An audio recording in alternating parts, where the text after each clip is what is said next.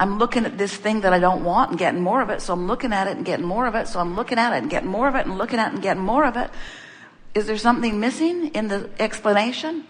I see this thing I do not want, and the more I look at it, the more I get of it. So I think I will look at it some more. And we say, the thing that's missing is you have forgotten that you get what you think about, you get what you feel about, you get what you practice yourself into vibrational accord with. And we know it's much easier to keep thinking a thought you've been thinking. We watch you. We have offered blocks of thought to Esther for many, many years, watching her find new words that match those blocks of thought in order to help you from the inside out reorient yourself in this time-space reality, because you become so accustomed to feeling the same way that you always felt when a certain condition or word or conversation is offered to you. It's just easier to keep offering the vibration that you've been offering, even if it brings back to you something that you don't want. For example, it's easy in this economic climate to think about shortage of money, even though more wealth is being made by some people at this time than in all of the history of economics. But still, it's easier for most people to focus on shortage. It's easy for most people to focus upon the decline of their physical apparatus as they worry about their physical well-being, especially as they project themselves into the future. It's much easier if you walk about, and if you were to be so bold as to say, I believe in my physical wellness. If you walked down any street in any city proclaiming your confidence in your well-being, you would be inundated with well-meaning, completely wrong people who would come forward to let you know you should not be so overly optimistic, because haven't you heard about this or this or this or this or this? The facts of manifestation would be presented to you in order to get you to be convinced in your own vulnerability. And we want you to understand that even amidst all of this pessimism, it is astonishing to us to see people frantic about a healthcare system that from our point of view, you want never to need. It's like planning for your personal decline and everyone else's as well. Now, we are not encouraging you to not help out anyone who needs help. We just think that if you are convincing yourself all day, every day about your decline, Esther will listen to a comedian on television talking about old people, old, decrepit, declining, sexually devalued people. And she always says the same thing back to them. That's going to come back and bite you in the butt. Because they're not talking about themselves today, but they're talking about moving through time, and they are planning decline for everyone they see, and they are not leaving themselves out of it, we promise you. So what we're wanting you to understand is that what is, even if almost everybody you know has almost the same, similar, and maybe by your standard not wanted experience, it still has nothing to do with you, except that your attention to this unwanted experience causes you to practice the frequency of it, which means it will become your experience. And then they say, see, I was right. And we say, you weren't right, you were influential. You influenced people into a vibrational pattern of thought that did not serve them. And had they been aware that the emotion that they are feeling is their indication, it's not serving me now, it's not serving me now, it's not serving me now, it's not serving me now. And if you cared more about how you feel than about being politically correct or medically correct or statistically accurate, Esther will say, but Abraham, it's true. And we say, do you even know what those words mean? It's true. It's true. Do you know what it's true means? The phrase it's true simply means somebody gave their attention to something long enough to achieve a vibrational alignment with it, and law of attraction gave them what they were thinking about. That's what it's true means. If we were standing in your physical shoes, we would at least add another phrase to the words it's true. And that other phrase would be, it's true and I want some of it. It's true and I want some of it. Because if it's true and you don't want any of it, it being true is not good enough reason for you to give your attention to it. Play it for a little while, over the next 5 or 10 days. It's true, but I don't think I would like any of that. But it's really true. But I don't think I would like any of that. It's going to be quite shocking to you how many things you give your attention to that are true, that you don't want to activate in your vibration, but you are because it's true. And we're encouraging you today to find a new criteria, a criteria that the source within you has found long ago.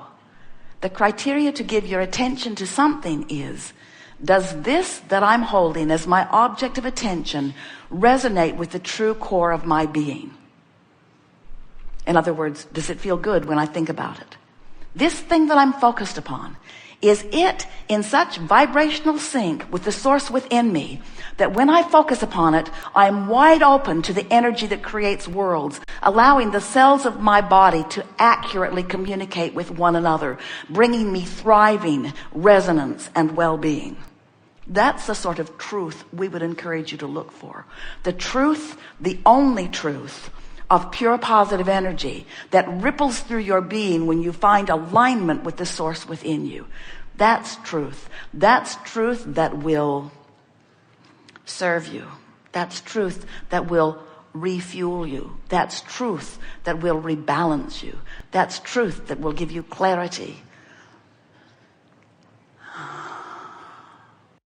We are eager to talk with you about anything that is important to you.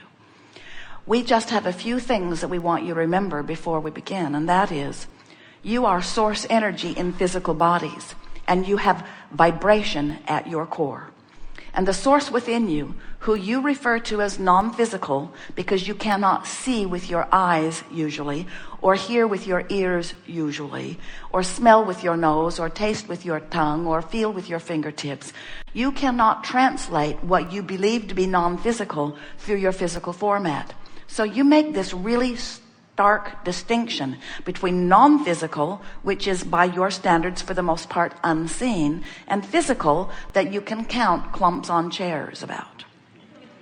And we want you to understand that the distinction between physical and non-physical, we would not make it at all, because there is a vibrational basis to all that is that you have full access to while you're here physically focused. And when you decide that you're going to find the feeling, the vibrational resonance with the source within you, now you will allow yourself to be the extension of source energy focused here in this physical body, reveling in the physical experience in the way that you intended to. You said, I'll go forth a part of this source energy into a physical body, and I will explore the variety. And as I explore that contrast, I will personally discern from my own important point of view what's wanted and what is more preferred from the mix that I am experiencing. And so you're doing just that. Every time you bump up against life experience, you evaluate it from your point of view. And we want you to understand that your point of view is not the new point of view of this new little person who has come into this physical experience. You've got an eternally based point of view. You've got a source energy point of view. You have a love-based, secure, worthy point of view. And everything that you experience in your physical life is being played against that vibrational knowing of who you are. So when you were really little and some teacher who was in a very bad mood for who knows whatever reason chose to choose you as the one to make as his example of someone who was inappropriate, and he shined his spotlight of disapproval all over you, and you felt horrid, the reason you felt so awful is because he activated within you a vibration that the source within you will never, ever, ever, ever, ever, ever, ever activate. He caused you to focus upon yourself in a diminished way. And that diminishment that you activated was so foreign to the vibrational frequency of the source within you who loves you that you felt that agonizing negative emotion that he convinced you over time was just your feeling of guilt or your feeling of acknowledging of your wrongdoing. And we say, it was nothing of the kind. It was just your early departure from who you really are and the beginning of your forgetting the worthiness of who you are. So many of our beloved physical friends look to other physical beings for approval. You're born into a family who convinces you pretty early on that if you behave this way, we will smile and praise and reward. And if you behave this way, we will frown and condemn and maybe even punish and withhold. And so you began early on to acclimate to what others seemed to be doing in response to what you were doing. You let them train you away from the frequency of source to a frequency that is fickle and disturbingly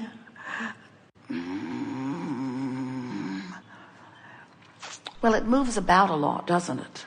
You ever stood on your head to try to please someone, and just when you think you're right where they want you to be, they change their mind and they ask for something else? You think, oh, I need to completely reorient myself. I thought we had an agreement here. And suddenly everything is upended. And we say, when you look to any other as your basis of stability or your basis of well-being, you're in for a rough ride.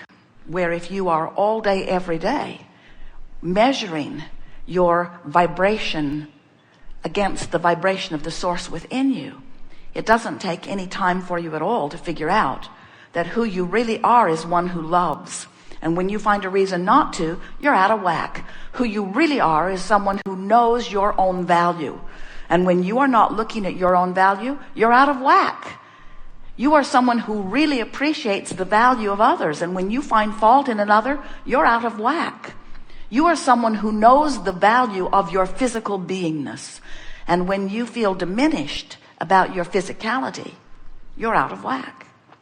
So everything that we talk about in these gatherings, even though it is all based upon the powerful law of attraction, these are the gatherings that we are calling the art of allowing, because it's you figuring out consciously, steadily, chronically, how to allow yourself to be a vibrational match to the source that is really who you are. And when you figure that out, now you're walking around in these magnificent physical bodies, but you are so practiced into the vibrational frequency of who you are that there is no separation, no pinching off between you and you. So when you stand in a moment and you hold someone as your object of attention with all of the love of source pouring through you, they benefit by their interaction with you because you are who you really are. When you hold something like a government or a condition, when you focus upon your planet as a whole or a segment of it or an individual or a movement, when you focus upon any aspect of your life experience and you stand inside this vortex of alignment, in vibrational alignment, in vibrational resonance, in vibrational beingness with all that you are, oh, what a beautiful planet you see. What a beautiful person you behold. But when you get crossways of that current and are not looking at your world through the eyes of source, when you're looking at your world through the eyes of shortage of lovers, shortage of money, shortage of something you want, we want, by the end of this gathering today, for you to realize that the only shortage that is ever evidenced by any negative experience or emotion that you ever find is your personal shortage of alignment with who you are.